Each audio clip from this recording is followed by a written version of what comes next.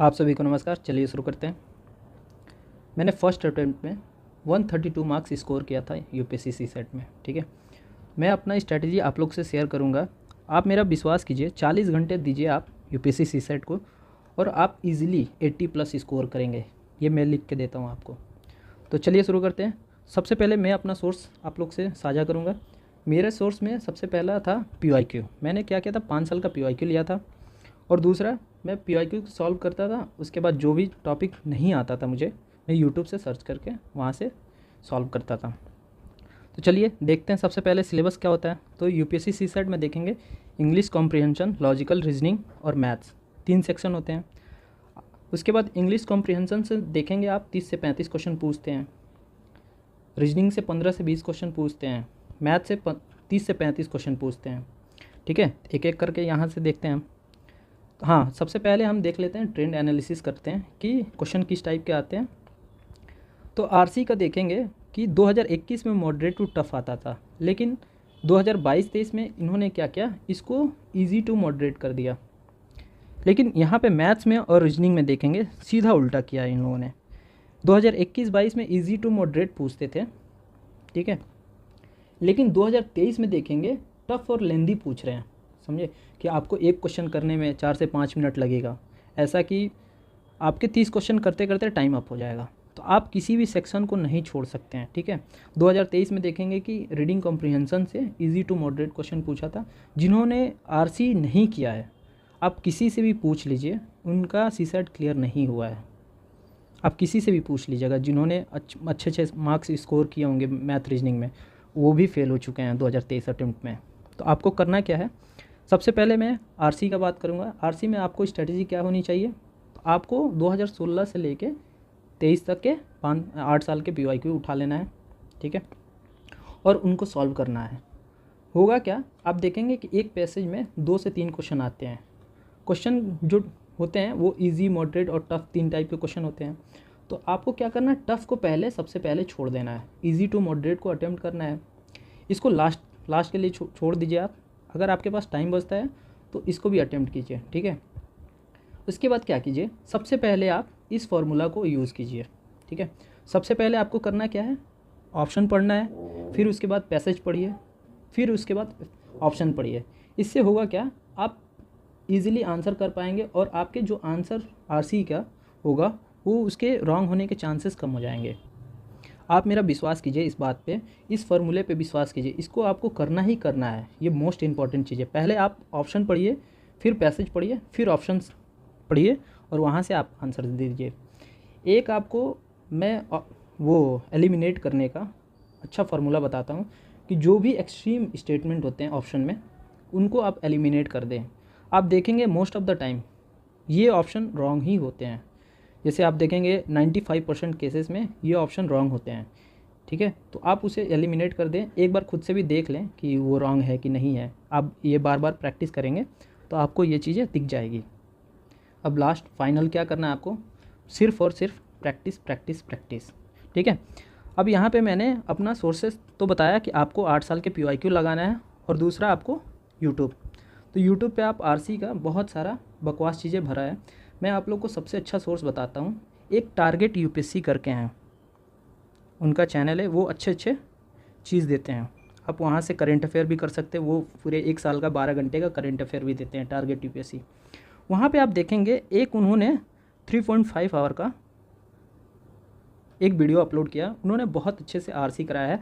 आप वहाँ से 3.5 आवर आप वहाँ से उस वीडियो को कवर करें और PYQ का प्रैक्टिस करें, बस और कुछ नहीं करना है। ठीक है, इधर उधर आपको कुछ नहीं भटकना है।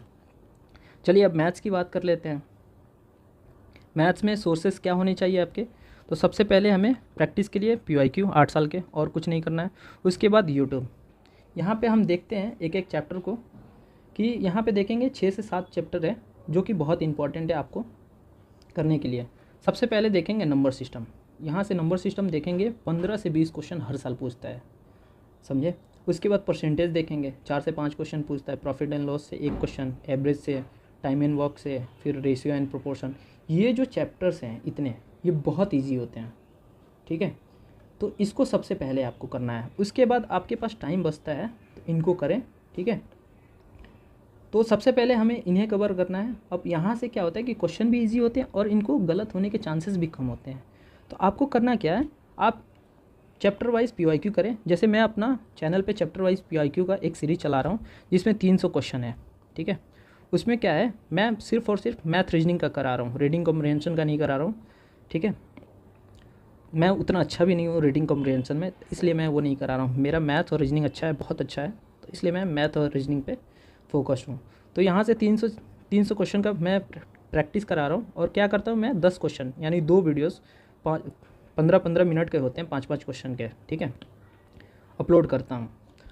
तो आप वहाँ से भी कवर कर सकते हैं। और मेरे टेलीग्राम चैनल पे मैं क्या किया हूँ कि चैप्टर वाइज PYQ को अलग करके वहाँ पे प्रोवाइड करता हूँ आंसर की के साथ प्रैक्टिस करने के लिए। तो आप मेरे टेलीग्राम चैनल को वहाँ से ज्वाइन कर लें। तो आपको करना क्या है, जैसे नंबर सिस्टम के PYQ लगाया, अगर आपको नहीं हो रहे हैं तो आप एक यूट्यूब पे सर्च करें, आधे घंटे का कोई वीडियो है, वहाँ से आप सारे कॉन्सेप्ट सीखें, फिर PYQ को प्रैक्टिस करें, और कुछ नहीं करना है। और उसके बाद अगर उसके बाद PYQ में प्रॉब्लम होता है तो आप PYQs के वीडियोस देखें, वहाँ से सॉल्व करें, वहाँ से आप प्रैक्टिस करें, बार बार बस इसी को प्रैक्टिस करना है आपको, ठीक है। नेक्स्ट आ जाते हैं हमारे रीजनिंग में भी सेम है।